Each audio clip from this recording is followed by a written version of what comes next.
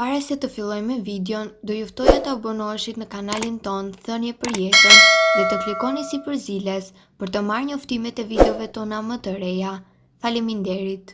Nëse vuani nga gazra dhe fryrja, pini 3 gojnka nga kjo pije dhe do shpëtoni për 15 minuta. Funksioni normal i sistemit tretës është një nga parakushtet për shëndetin e përgjithshëm, dhe kjo është një nga faktorët kyç për funksionimin e organizmit në tërësi. Kjo është arsyeja pse është e rëndësishme t'i kushtoni vëmendje sistemit tuaj tretës.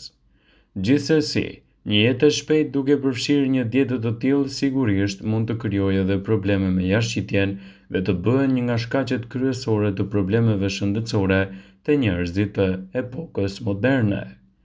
Në këtë video do ju sjellim 3 ndihmës që mund t'ju ndihmojnë me fillimin dhe tretjen kokfort, duke lehtësuar problemet e tretjes dhe duke ndihmuar kështu kundër fryrjeve dhe gazrave të tepërta. Uji i ngrohtë me limon. Shtrydhni një limon të plot në një gotë me ujë të vakët dhe e pini. Ju gjithashtu mund të konsumoni këtë pije si një masë parandaluese për të parandaluar dispepsin. Vaj ulliri dhe limon. Gjithsesi, një lugë vaj ulliri opsionalisht të holluar me lëng limoni natyral. Ky produkt shtëpiak për fillimin e tretjes është me të vërtet një mundësi e mirë. Këshillohet të konsumohet në mëngjes ose disa orë pas një vakti. Sot buke me ujë të vakët. Përzieni gjysmë lugje të vogël me sot buke në një gotë me ujë të vakët. Ky ushqim është i njohur prej brezash si një aleat i tretjes së dobët, por është e rëndësishme të theksohet se duhet të përdoret vetëm sot buke farmaceutike pa alumin, të cilën mund ta blini në farmaci. Recetat nuk rekomandohen për ata që vuajnë nga ulcra në stomak. Këto këshilla janë të mirëseardhura kur tretja është e ngadalësuar dhe ka nevojë për ndihmën më të shpejtë që të jetë e mundur.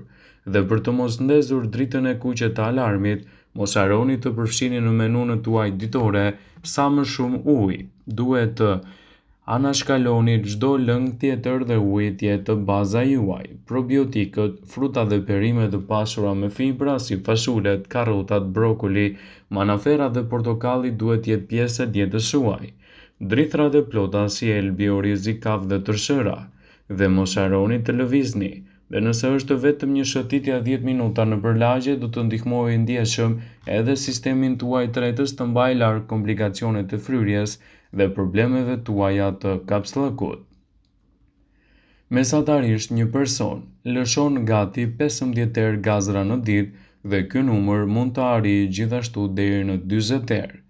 Gazrat prodhohen nga ajri i bllokuar dhe nga gazrat trupor, ndërkohë që është një proces normal dhe mund të jetë i zhurmshme dhe turpëruese në disa raste. Kjo është një arsye pse shumica e njerëzve i mbajnë ato. Por sipas Brightside, kjo nuk është ideja më e mirë sepse mund të shkaktojë probleme më të mëdha siç janë. Trupi mund ta rrithidh atë. Kur e sforconi trupin për të mos nxjerrë gazrat, ai nuk ka zgjidhje tjetër përveç se ta rrithidh atë. Ai fillon të qarkullojë përsëri dhe mund të dalë jashtë nëpërmjet gojës në formën e gromësimave. Mund të shkaktojë edhe dhimbje dhe urdhë. Kur të kurren muskujt për të shmangur lëshimin e gazrave, ushtrohet presion brenda trupit dhe mund të shkaktojë dhimbje ose urdhë. Nëse bëhet rregullisht, mund të shkaktojë enjtje në aparatin tuaj tretës. Ndikon në shëndetin e zorrës së trashë. Gazrat eliminojnë presionin në trupin tuaj. Mbajtja e tyre mund të irritojë zorrën e trashë dhe gjithashtu të shkaktojë hemoroide. Mund t'ju bëjë të ndjeni të fryrë gjatë gjithë kohës. Ndërsa është ende e diskutueshme nëse mbajtja e gazrave ju fryn ose jo, është zbuluar se mbajtja e tyre brenda vullnetarisht ju shqetëson dhe ju jep përshtypjen se mund të jeni të fryrë. Mund të jeni duke sinjalizuar për probleme më të këqija. Edhe pse gazrat janë në një proces normal, zhurma dhe aroma e tyre në të vërtetë mund të tregojë për probleme të mundshme shëndetësore si intoleranca ushqimore dhe problemet e tretjes. Gazrat me aromë jashtëzakonisht të qelbur mund të tregojnë në një përmbajtje të lartë të squfuri në trupin tuaj. Nëse ato janë të dhimbshme, ju sugjerojmë që të konsultoheni menjëherë me një mjek. Truku që duhet të përdorni për të shmangur gazrat me aromë të qelbur dhe të zhurmshme. Shmangni pijet e gazuara, pasi ato prodhojnë më shumë gaz në trupin tuaj. Hani pjesë më të vogla dhe përtypni ngadalë. Konsumoni rregullisht ushqime si bananet, patatet, drithrat dhe grur, për të parandaluar aromën e keqe të gazrave në trupin tuaj. Gazrat janë një gjë krejtësisht e natyrshme dhe e zakonshme, dhe nuk ka asgjë për të shqetësuar në shumicën e rasteve. Për disa njerëz, era që kalon mund të jetë pak e sikletshme, veçanërisht nëse jeni jashtë dhe rreth e rrotull keni miq.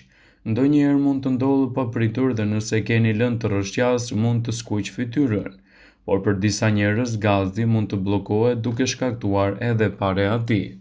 Kjo mund të jetë një dukuri e përditshme dhe mund të jeni të prirur të vuani, veçanërisht nëse keni kushte të tilla si sindroma e zorrës së irrituar. Era e bllokuar ndonjëherë pikërisht ashtu siç tingëllon është gaz, që nuk mund të heqësh qafe.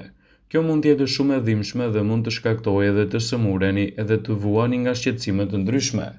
Por pak gaz do të kalojë akoma. Ka të ngjarë më shumë se zakonisht, kështu që mund të jetë gjithmonë e turpshme. Ju mund të ndjeheni të fryrë në stomak me një ndjenjë shtrëngimi, shqetësimi ose dhimbje therrse. Nëse keni erë të bllokuar mund të ndjeheni të ngopur shpejt kur jeni duke ngrënë ose kur keni zhurmë ose gugullime nga stomaku. Era e bllokuar mund të prekë gjithashtu gjoksin dhe shpatullën tuaj. Gazrat grumbullohen kur ju tresni ushqime. Atëherë bakteriet në zorrën e trashë prodhojnë gaz ndërsa shpërbëjnë grimcat e ushqimit. Por kur gëlltisni ushqime, ujë ose bërshtymë, gëlltisni edhe sasi të vogla ajri, të cilat grumbullohen në sistemin tretës. Kjo krijon presion në zonën e barkut në cilën trupi duhet ta heqë qafe, duke pirë ose duke gromësir. Fryrja e tepërt mund të shkaktohet nga gëlltitja e më shumë ajri se zakonisht, e cila fatmirësisht është lehtësisht e rregullueshme. Mund të ndihmojë gjithashtu në uljen e ushqimit që është i vështirë për t'u tretur. Nëse e kaloni pjesën më të madhe të kohës në siklet, fajtorët më të zakonshëm janë perimet si brokoli, lakra, pijet e gazuara dhe fashulet. Njerëzit normalisht prodhojnë deri në 15 herë në ditë gazra. Gjithashtu, ato mund të ndikojnë edhe në sistemin tuaj tretës. Disa njerëz janë më të ndjeshëm ndaj gazrave dhe era e keqe e tyre. Prandaj nëse vuani prekosht nga ky shqetësim, duhet të konsultoheni me një specialist për të parë edhe çështjet tuaja shëndetësore dhe ndikuesit e drejtë për drejtë që mund të shkaktojnë gjithashtu këto shqetësime. Gazrat e stomakut shkaktohen kryesisht nga gëlltitja e pavullnetshme e ajrit dhe nga ushqimet jo të mira detyrë. Probiotikët janë një lloj bakterie mirë që jeton brenda sistemit tretës dhe mban të balancuar florën intestinale. Probiotikët ndihmojnë për të baraspeshuar nivelin e mikroorganizmave në florën intestinale në mënyrë që sistemi gastrointestinal të tresë ushqimin si duhet. Na mbrojnë nga patogjenët, pra nga mikroorganizmat e dëmshëm, pastrojnë organizmin nga përbërësit e dëmshëm, prodhojnë vitaminat dhe përbërës të tjerë që ekuilibrojnë sistemin tuaj imunitar. Një ndër ushqimet më të pasur me probiotik është kefiri dhe kosi, lakra turshi e bërë në shtëpi, çokolada e zezë, bananet dhe domatet. Nëse dëshironi të ruani ekuilibrin e florës intestinale, është e nevojshme të kufizoni dozën e ushqimeve që shkaktojnë bakterie të shëndetshme. Buka e bardhë është një prej këtyre ushqimeve. Mos hezitoni të zgjidhni bukën integrale që përmban proteina dhe përbërës ushqimor shtesë, pasi është e vetmja mundësi për të ndihmuar sistemin tuaj tretës kundër këtyre problemeve të njëpasnjëshme. Nëse gazrat në sistemin tuaj tretës shkaktojnë komplikacione të ndryshme dhe krijojnë gjithashtu vështirësi në jetën tuaj të përditshme, duhet të konsultoheni me patjetër me mjekun specialist. Në këtë mënyrë do ta keni më të lehtë t'i bëni ballë këtyre problemeve dhe të ndihmoni sistemin tretës të jetë më i shëndetshëm. Gjithashtu, nëse ato kanë krijuar shqetësime të forta në jetën tuaj, konsultohuni me mjekun. Vëmendje.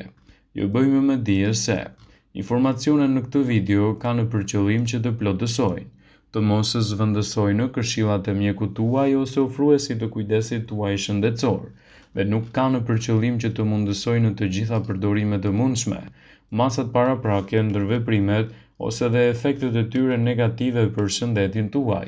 Pasi ta dëgjonit këtë video, do ju ftoja t'i bënit like dhe ta shpërndanit atë në profilin tuaj në mënyrë që të informohen dhe miqtë e tu.